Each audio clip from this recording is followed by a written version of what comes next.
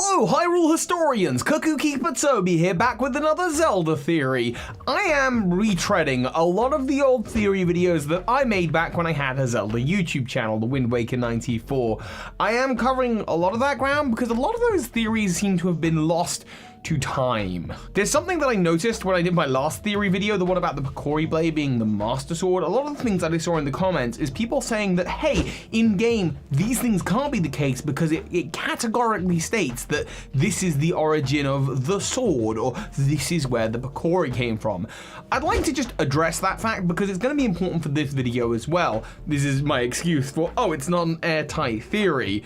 And that is that this is the Legend of Zelda we're talking about. So much of this franchise is being told to us in the form of story. It is said that this happened in the ancient days. Legends state this. It is thought that this species is the closest to the god. All of these vague terms. The characters that live in the world of Hyrule do not have the full history of the over 10,000 years of Hyrule history in their head. How reliable are the narrators of the story? How accurate are the things carved into stone?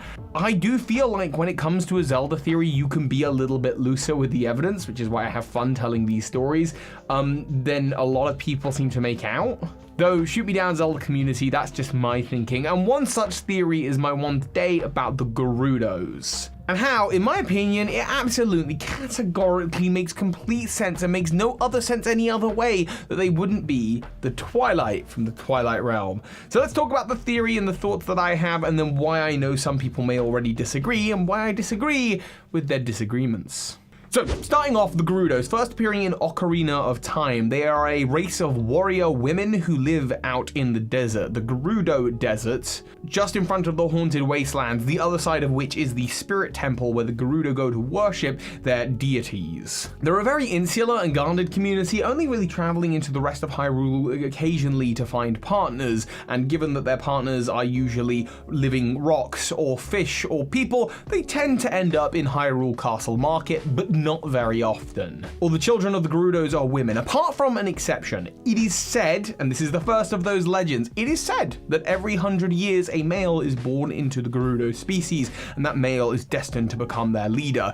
In the case of Ocarina of Time, that leader is Ganondorf, and Ganondorf rises up to be the king of the Gerudos. Now, I don't actually have a specific dispute with this idea that he is, of course, like actually biologically a Gerudo, and that he is that one male every 100 years, but I just want to draw attention to that. It is just one of many examples throughout that video. Who says that every 100 years? The Gerudo say? Do the Gerudo know? Or have they been brainwashed by Ganondorf's magic? Or there's a lot of options. And while right now I am being contrarian, I'm just thinking you got to think outside the box here. We never actually meet Ganondorf's parents. For all we know, Ganondorf's mother wasn't actually a real Gerudo and just a lady from Hyrule who snuck in to be part of the tribe. We know that happens because you do it in Breath of the Wild. You sneak in under the guise of dressing like a woman. So just food for thought and fun storytelling, Ganondorf is instead raised by the surrogate mothers, Twin Rover, either two powerful witches who can combine together to become this kind of deity of the Gerudos,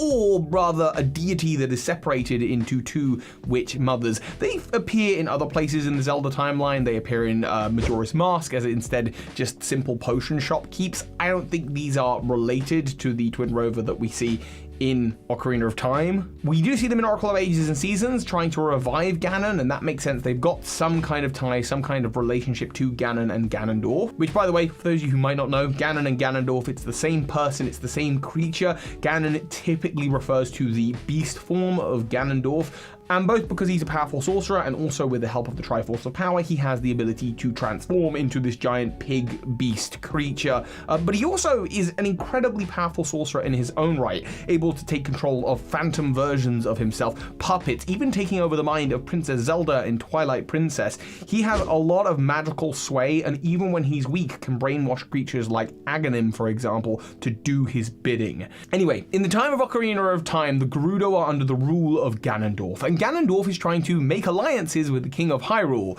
which means he's actually looking for the Triforce in the Sacred Realm, and he's going to use his ties to the King of Hyrule to get in there. And by following around Princess Zelda and Link and seeing where they've gone and noticing the spiritual stones being collected, he does in fact manage to make his way into the Sacred Realm and get the Triforce. He uses his evil power to take over almost the entirety of Hyrule until Link stops him at the end of the game, and then goes back in time and the Princess Zelda warns her father about Ganondorf. And we don't really know what happens other than Ganondorf was stopped. We know that with the Gerudo people he had some support and some not support. Many of the Gerudo tribe revered him as their leaders, but other, such as the Sage of the Spirit Temple Naburu, she is more of a defector, so some of the Gerudos are in line with Ganondorf's way of thinking, others are absolutely not. Now, the next time the Gerudo come up, however, is in Zelda Twilight Princess, and this is where this whole thing of the Twilight come into it. We don't see the Gerudo in Twilight Princess. There are a couple of key characters that people have theorized might have Gerudo blood. That's totally possible. Like I say, we know that they went into town, into the Hyrule Castle to mingle, so anything's possible. But for the most part, the Gerudo are gone. They're completely absent. The Gerudo Desert is still there and still named after them, and at the end is the Arbiter's Ground, which looks very similar to the Spirit Temple that appears in Ocarina of Time, but there's no people living outside. At the top of that temple, though, you can find the Shattered Mirror of Twilight, and when you put it together, you're able to access the Twilight Realm, a special realm where a group of people are being kept. Those people have been warped and changed to look like their surroundings. They kind of fit in with the environment that's there. Many of them are red-headed, not too dissimilar to the Gerudo, and my immediate thought was, oh, the Mirror of Twilight is found in the Gerudo Desert. The Gerudo and the Twilight, that's what happened to them. That's where they disappeared to. Because after discovering Ganondorf's plan to take over Hyrule, the sages went to execute Ganondorf and they were unable to do so, so their next plan was to banish him to the Twilight Realm, where perhaps his other followers were waiting for him, the other Gerudo that would have supported him in his cause, and only those rare few that didn't support him would have been allowed to leave and then go off to live in the rest of Hyrule, like those theorized characters. Cool, all made sense to me, except there's this one cutscene, right, in which Lanayru, the water spirit, tells you the history of, well, the Triforce in Twilight Princess, and says that it was a power coveted by a group of people called the Interlopers. There was a vast interloper war, and in this war, those interlopers got sealed away, and they are what would become the Twilight. And of course, you look at them and there are a bunch of Dark Links, but the Dark Link is symbolic. It's not actually representing Shadow Links and Dark Links that appear throughout the series, but instead is representing the darkness within us all, that we could all covet power and that is a bad thing.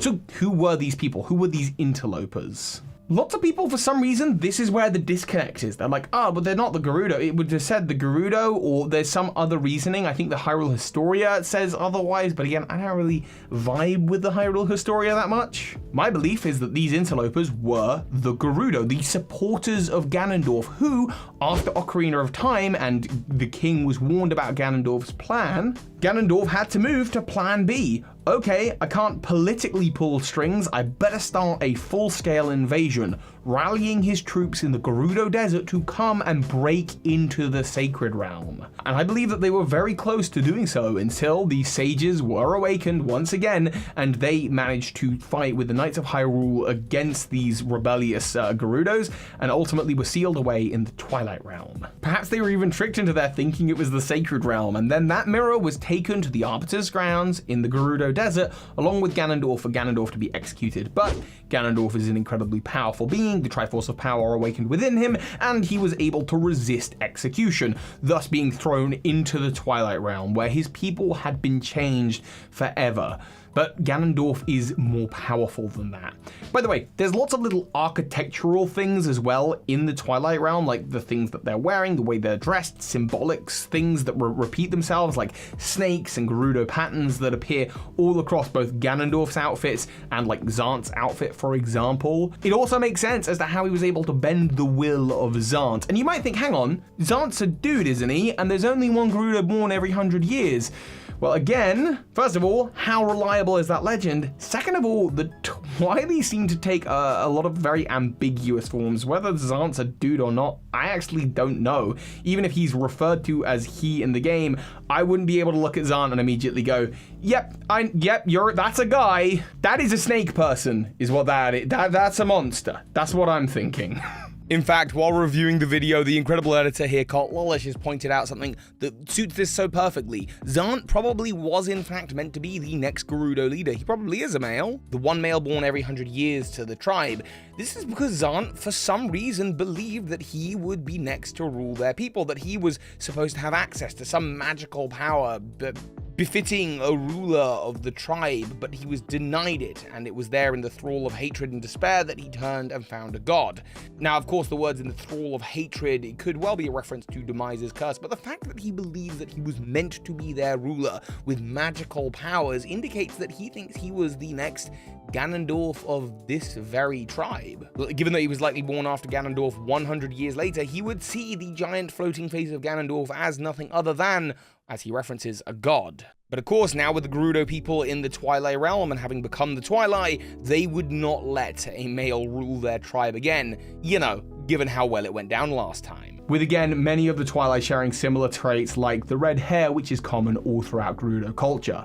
But okay, then what about after this? Because we see in Breath of the Wild a Gerudo race who remembers or have heard the legends of a Ganondorf, a human who was born from among them, who rose to become the Calamity Ganon. And now the Gerudo want nothing to do with him being ruled by women leaders. This is clearly one of the more recent things to happen in the Zelda timeline, possibly being over 10,000 years after everything else, and everything else being delegated to a time of legend. But this idea of a Gerudo tribe that actually hates Ganondorf and doesn't agree with what he's up to also fits in with the one other game in which we see the Gerudos in the timeline, and that is Four Swords Adventures, where we go to the Desert of Doubt. There is a group of Gerudo who are talking about Ganondorf, how Ganondorf broke the laws of the Gerudo people and has run off to the temple, to the Pyramid of Power. It's not the Pyramid of Power, it's just a pyramid where they're keeping a special trident. Ganon returns in this game, and there's a lot of debate as to whether this is actually like a new Ganondorf. It talks about Ganondorf the man being the king of evil reborn, and he did look pretty dead at the end of Twilight Princess,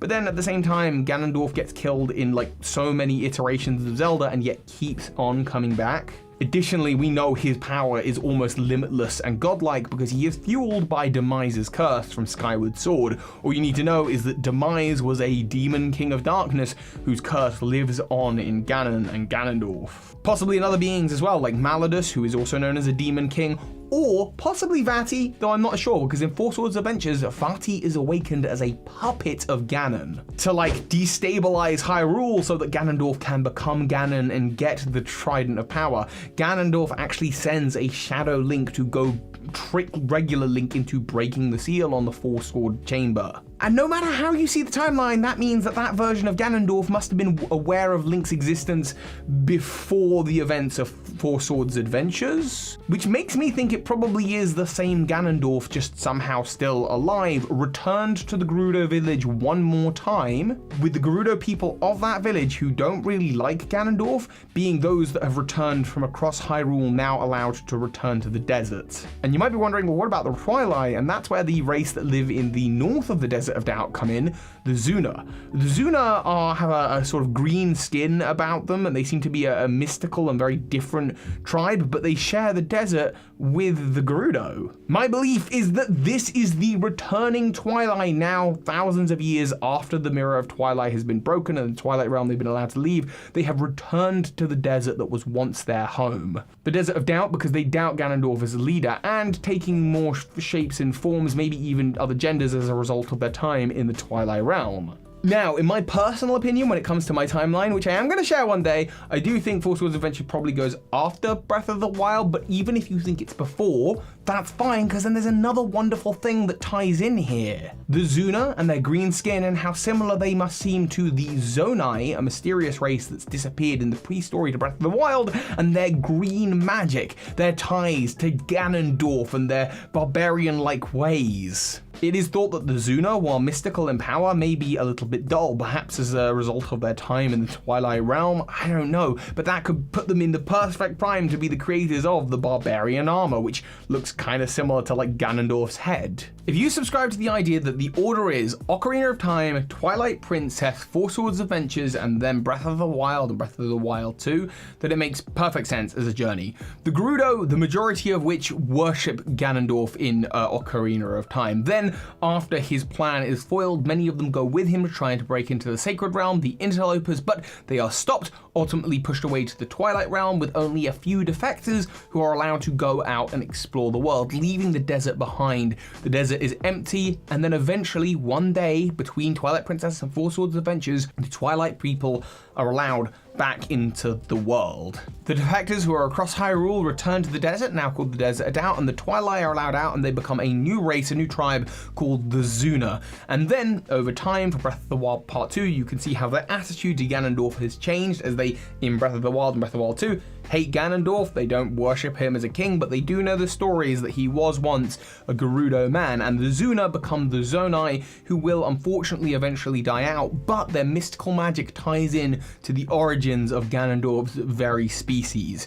That's just my thinking, and to me, that makes all a lot of sense, but like with any Zelda theory, you might be able to nitpick some holes in it, and to that I say, how many of those holes are concrete evidence, and how many of them are things that could just be described as unreliable narrators in the world of Zelda? I think the evidence is there, but that's just my theory. With Zelda theories here on the channel, I realize that they obviously don't perform as well in terms of YouTube, so I'm not going to do them too often. I'm going to do them just like once a month, like I said, or maybe even once every other month. I love doing them. I'm so excited about them. I love sharing stories, but I also know that my Zelda theories are met with a lot of criticism, because a lot of them fly in the face of what a lot of the Zelda lore says. The problem that I have, and I think something I'm going to maybe address in the next video, is that Zelda lore, Zelda history, it is the legend of Zelda. So much of what we learn about the world through the characters, through murals, through the just passage of time. I mean, it's a game series set over 10,000 years.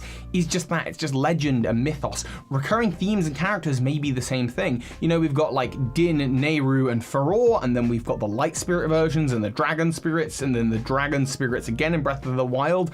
Are these things all the same creatures, or are they not? I don't know, but I think you can make an argument that they are, and it's just that generation's interpretation of what those beings are. This is why the geology of Hyrule changes all the time as well, because you're learning about legends. But that's just my thinking, and I hope even if you don't subscribe to the theory, that you like the story I'm telling at minimum, because to me, that all just makes sense. Thanks everyone, and of course, so hi Hyrule historians.